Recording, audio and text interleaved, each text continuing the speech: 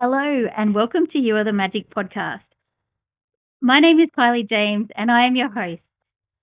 This week, I'm really excited, and we're talking to Emma Mason, a dear friend of mine from Canberra. How are you, Emma? I'm very well, thank you, Kylie. Great to be here with you today. Oh, it's so nice to see you. It's been a while. It has. And how's things been going? Yeah, not too bad actually. We're obviously coming out of winter, which is quite nice. So we get the occasional sunny day. We're all a bit over it. But other than that, it's pretty good. Thank you very much. Pretty good down here right now.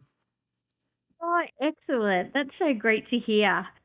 So, for our listeners, do you want to share a little bit about who you are and what you do? Because obviously I know a lot about you, but it would be great for you to share a little bit about your story.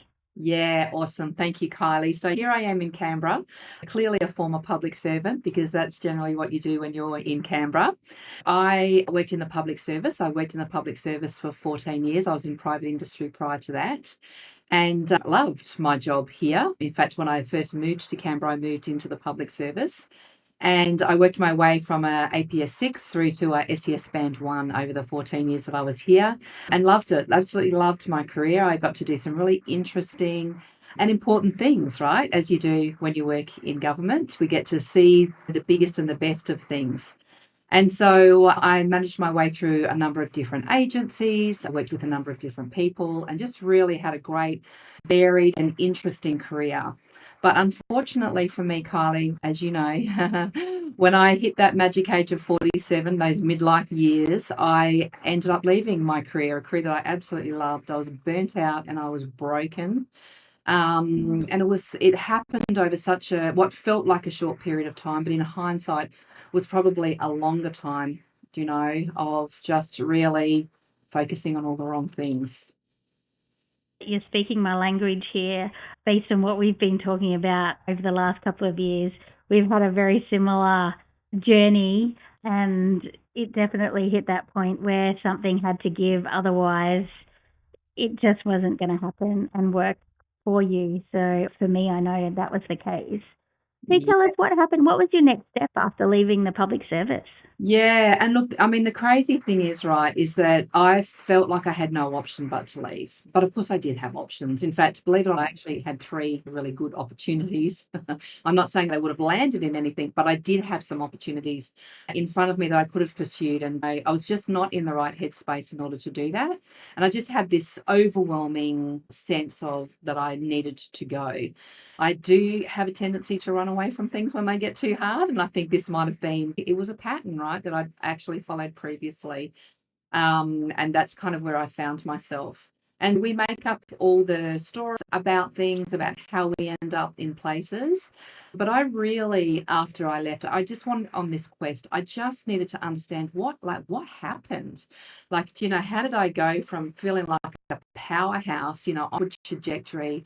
I had great sponsors. I was being groomed for an SES Band 2 job. Everything was kind of lining up that in the space of a few short months that things can just unravel to the point, right, where I feel like I need to leave. And there are a couple of things in that story for me. There was the usual, there was there was a toxic manager or toxic managers, there was toxicity in the workplace that hadn't been there previously. That I just really struggled to deal with. And I don't know. And again, I didn't know why, because I've dealt with difficult, hard, and tough things. You don't rise through the ranks, right? If you're not having to deal with difficult and complex situations and having to navigate your way through them.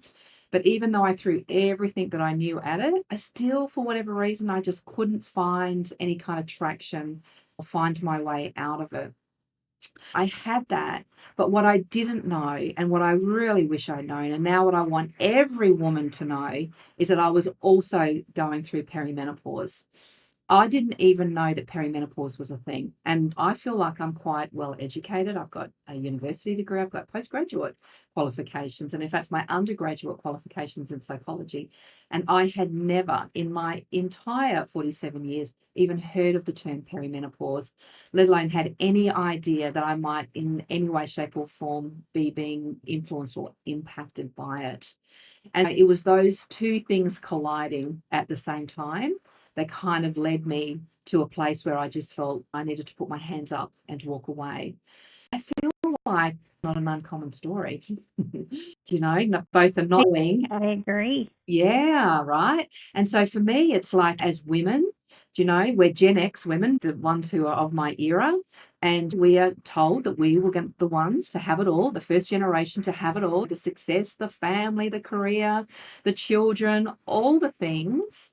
And we did all the things that we were meant to do. We've lived out the expectations of those who've walked before us. And then we come to this point in our careers where it's like, we're asking ourselves some really big questions. One of them is it worth it? Because it suddenly starts feeling hard and tough. But then also, the bit that gets me right is that we're right at the prime of our career. We're right at that point where we've got perfect level of experience, fantastic level of expertise, the authority in the position because we've moved our way up the ranks. And then whammo, we're hit with this hormonal tidal wave that just knocks us off our feet. And that's Yeah. pretty much, where I found myself. And I wish more than anything else in the world that I had understood this, because then I could have made some more informed decisions, right, about what to do next. It wouldn't have changed the toxic environment that I found myself in. It wouldn't have changed the dickhead bosses that I was working with, but it might have changed me in terms of taking a pause and a moment rather than feeling like I was in some kind of deep, dark vortex that had no out to it. Yeah. Yeah. It sometimes is like a feeling of emptiness, yet there's an absolute feeling of there's so much going on, and you're trying to control it, and it kind of flips between the two. What were some of the things that were happening? What made you realize it was perimenopause? You know what? So for me, I had this very dark sense of doom. So you made a good point there where you said, look, control things and then you can't, and all the things. I spent my whole life trying to control everything and holding on to it very tight. And I'm sure some of your listeners can relate to this notion of like white knuckling. Like I just had this sense of like holding so many things together that if you just let one tiny thing drop, everything will unravel. And it's that feeling of real like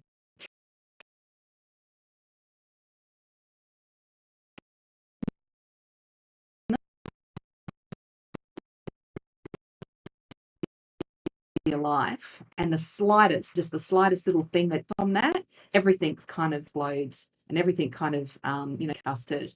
And so that real sense of doom, it was like holding in my hands, because I let it go because I was so tightly, but I didn't know where it was taking me or where it was that I was going to go. And so for me, there's a couple of things in my story which kind of set it apart and enable me to do what I did.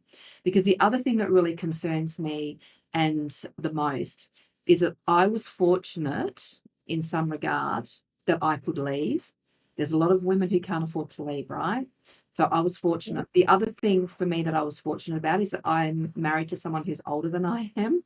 And this notion of being able to first leave because we had financial security, but also to then change my lifestyle to kind of match the fact that I'm living with someone who's already retired and not working, and we can go off and do our own thing, which is exactly what we did. We set up our own business. It gave me a pathway that might not actually be available to others.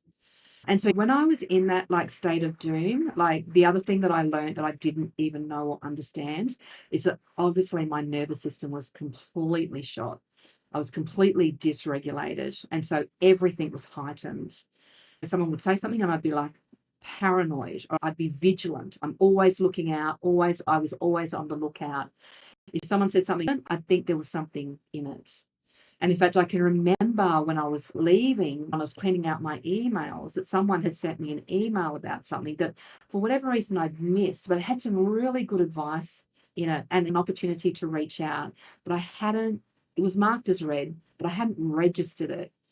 And so I'd kind of gone too far, if you like, down that dark, doomy tunnel to be able to retrieve myself out of it at that point. And then the other thing for me too is like I had a coach at the time as well. I really believe in coaching, but I was just in such I was so far gone that I was in such a state that I couldn't even talk to the coach, because again, I was paranoid about if I just let any little vulnerability in, I'm going to implode. I'm going to Yeah. cry and I'm not going to. And in fact, that's probably one of the best things that you could do is Yeah, to actually let things unravel a bit. absolutely, absolutely. Or even better, not get myself into that state in the first place, right? Yeah. Help and understanding earlier. Because for me, the idea of seeking help felt like a weakness. Very much the atypical leader. I mean, I'm not saying I don't think I was bad at my job, and I don't think I was a bad leader, but I was very in my head and very much out of my body, was just kind of carrying my intellectual head around. And I just lost this connection to myself. And then when I left, it was kind of like I was looked in the mirror and I think, I don't even know who you are. Do you know who Yeah. are you and where the hell did you come from? It's that kind of slow progression of things changing internally. And obviously, there are external things that impact as well, to then finally find yourself in this position of like, what the hell is going on here? And that's pretty much where You just lost through it all. And so, how do you recognize it and know when to ask for help? I guess that's the question. If you don't know that that's where you're at, how do you yeah, know that it's time to go and ask for help?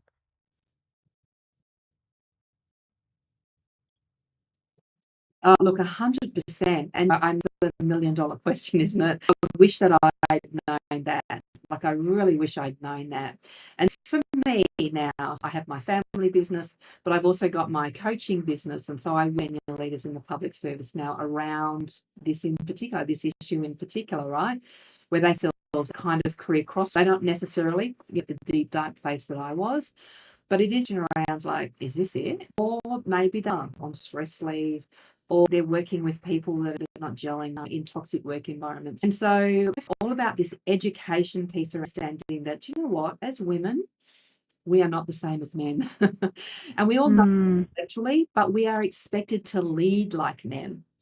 So we're expected to do the things in the way that they do them. And so we contort ourselves into this model of leadership that we think we're meant to be in.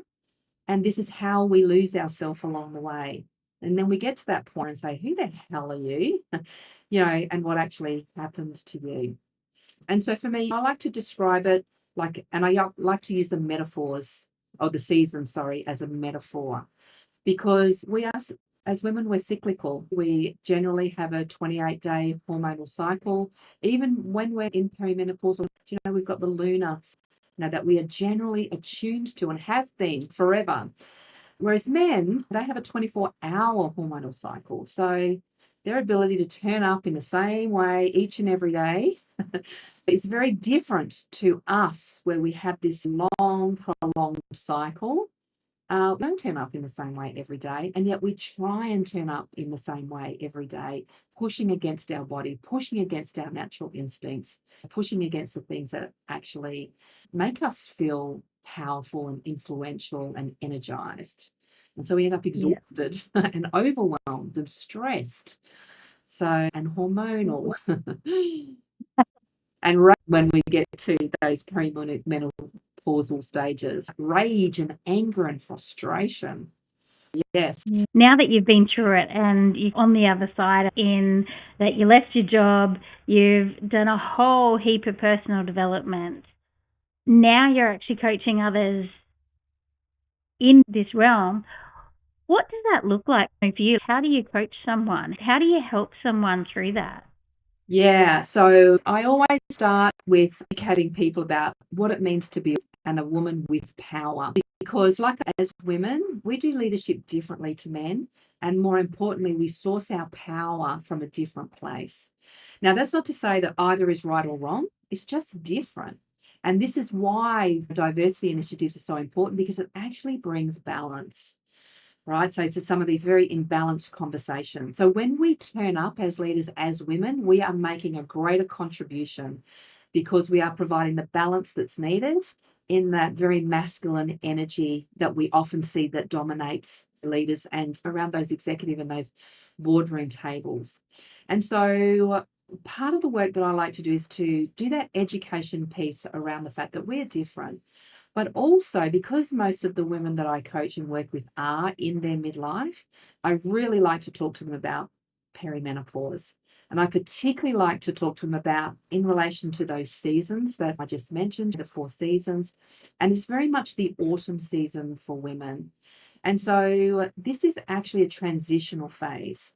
So we've been led to believe that when a woman hits menopause, she's old, she's had it, she's got no use anymore.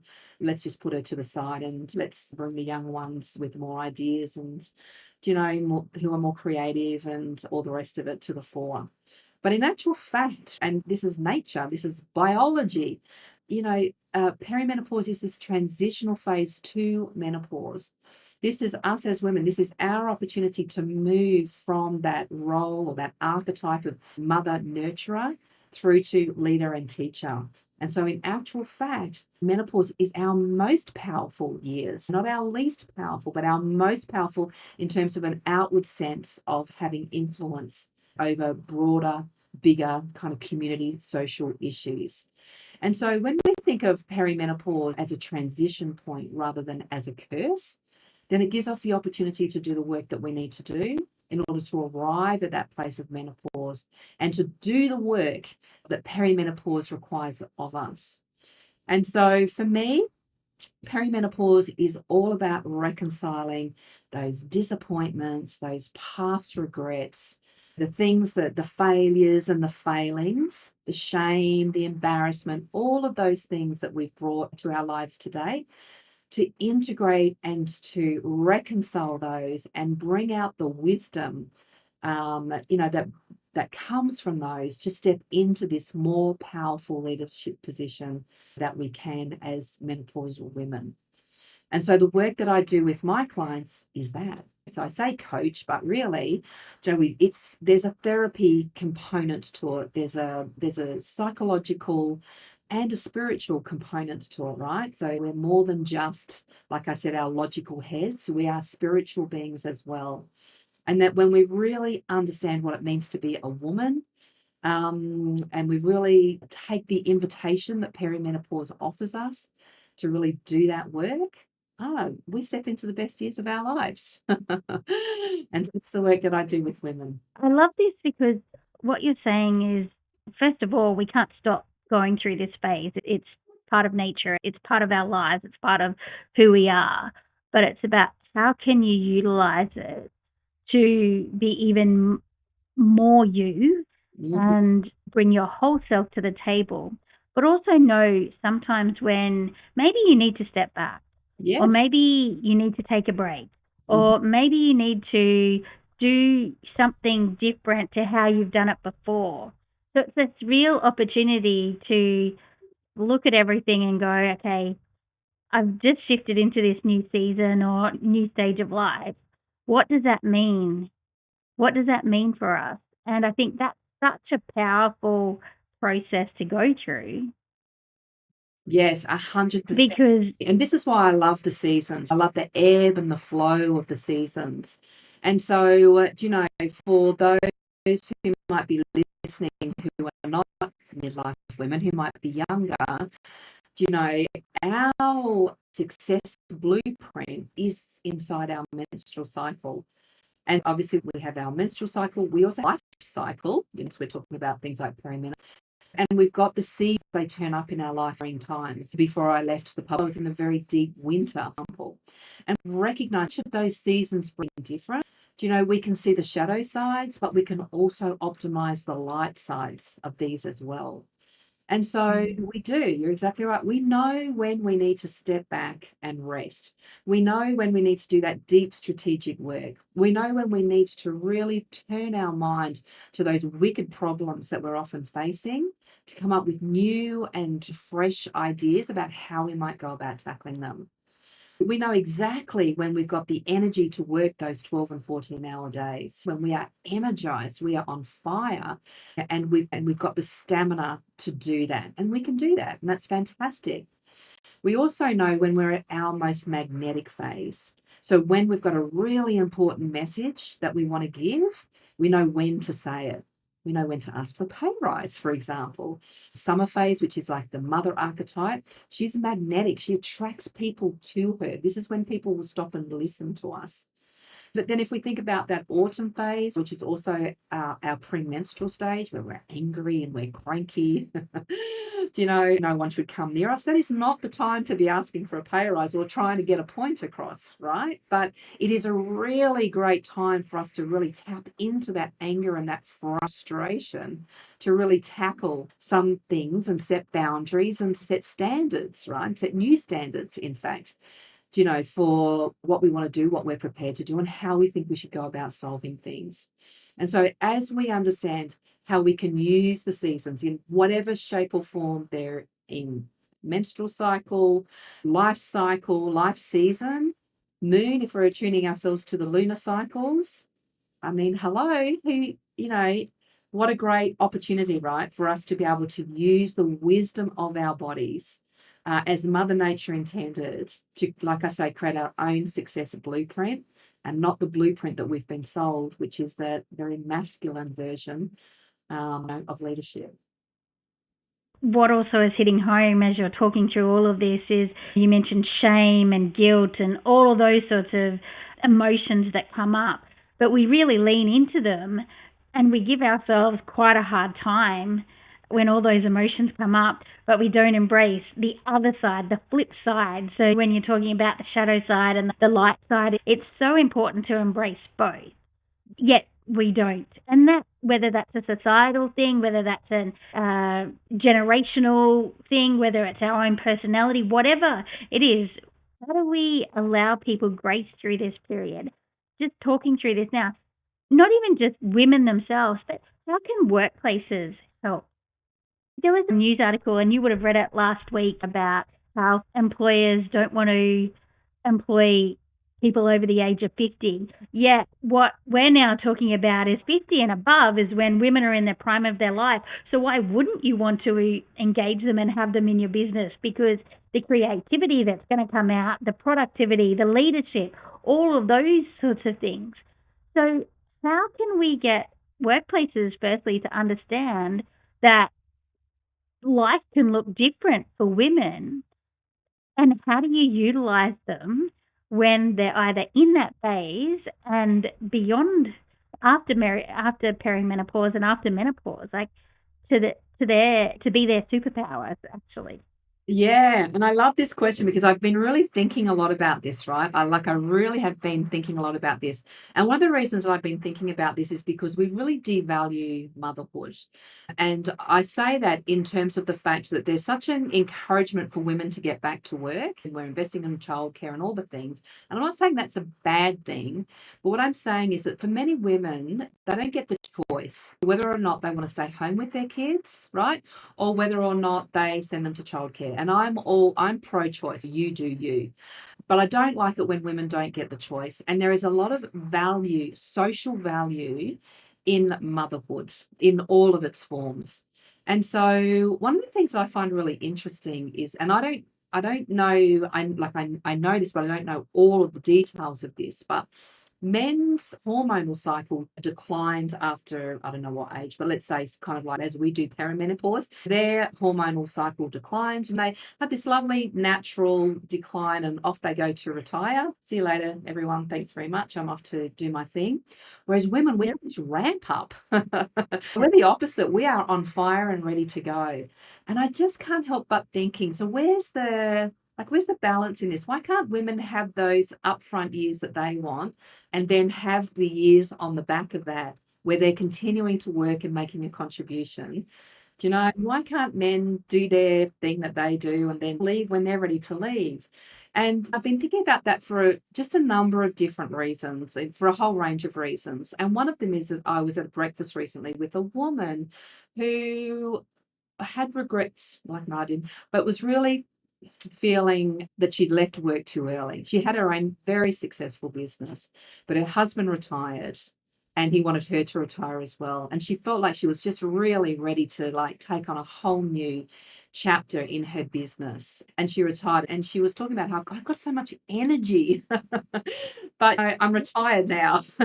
And it was just, and then so I was listening to her. And then on the other side, I listened to a number of different podcasts and things around, you know, what we're seeing in our mental health space and how we're not talking about the importance of those early childhood years of children being well connected to their mothers in particular. That's the role of the mother.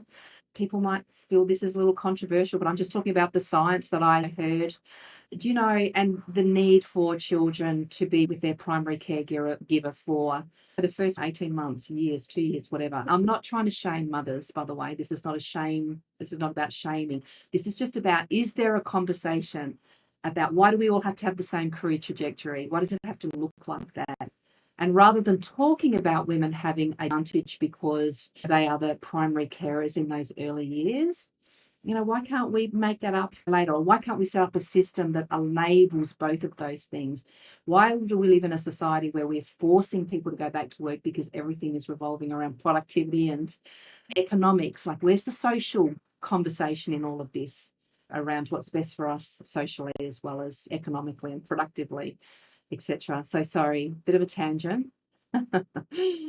No, I think it's a really great question, and there's no easy answer to it because it's obviously quite a complex question Yeah. because everyone needs something different, but it's linked to so many different things. There's a lot of talk about women are behind in their superannuation because they take time off early in their career, and by the time they get to the end of their career, they don't have as much superannuation as what, say, a male does.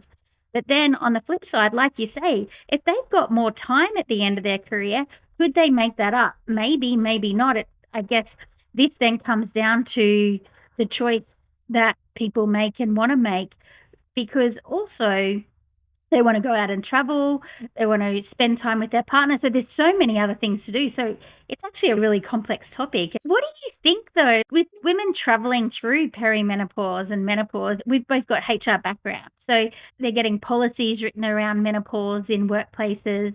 Some businesses have already introduced menopause leave and so forth. What else do you think workplaces could offer to support women in this age category to be the best that they can be, even when maybe on some days that's only 70%?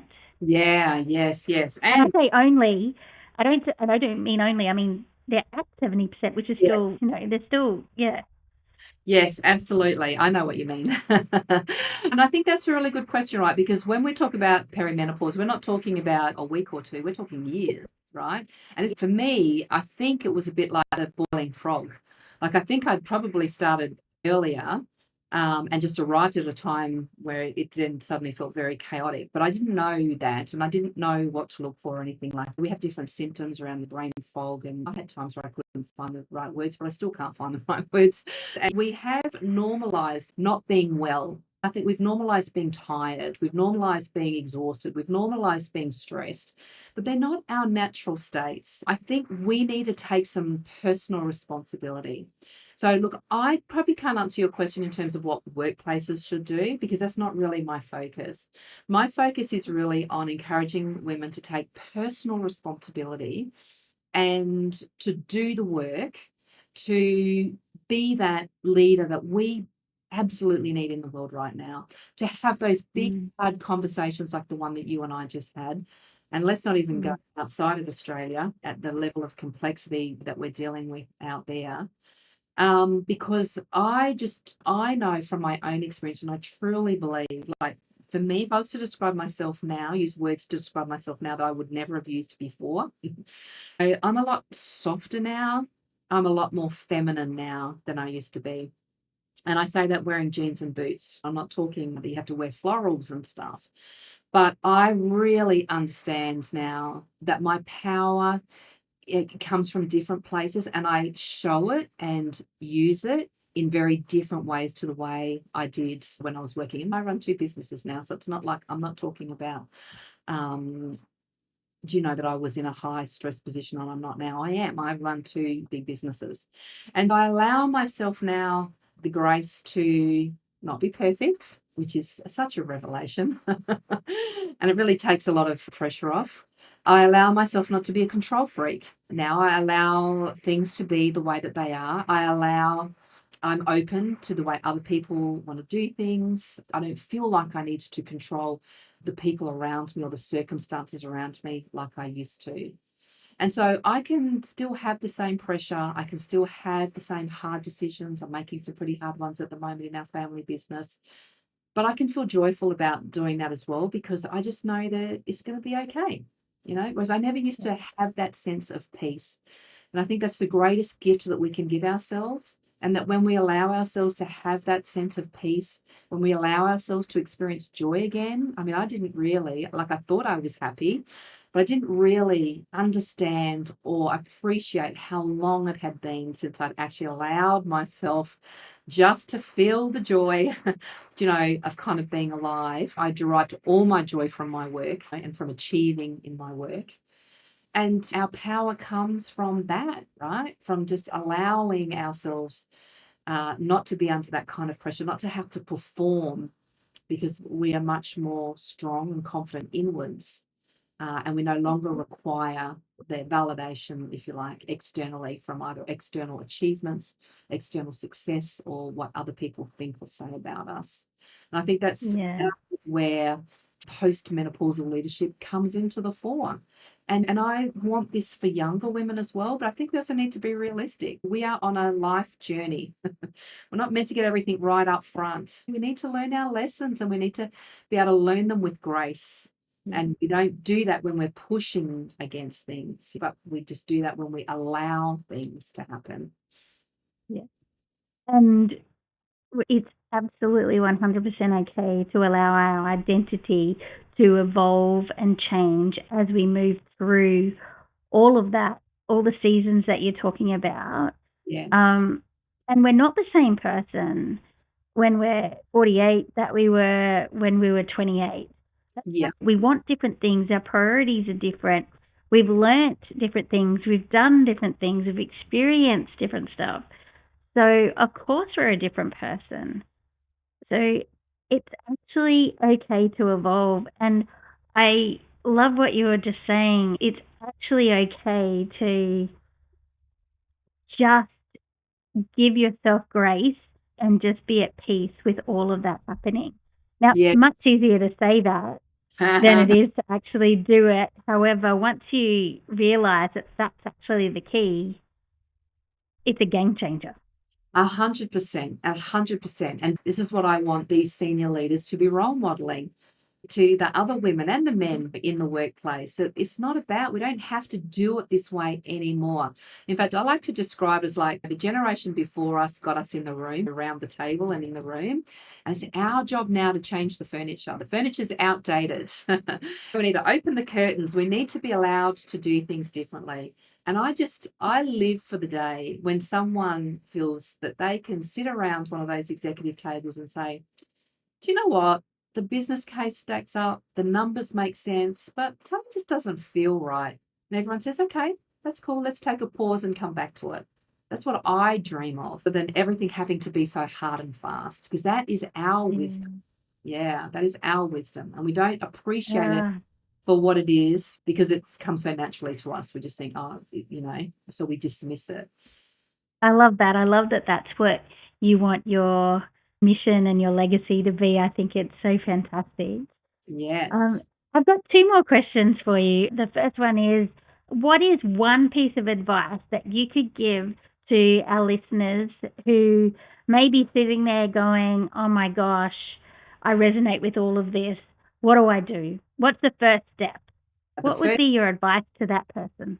Yeah, so my advice would be twofold. It would be number one, talk to someone. As women, we are not designed to do things on our own. We are at our best when we are in community with others.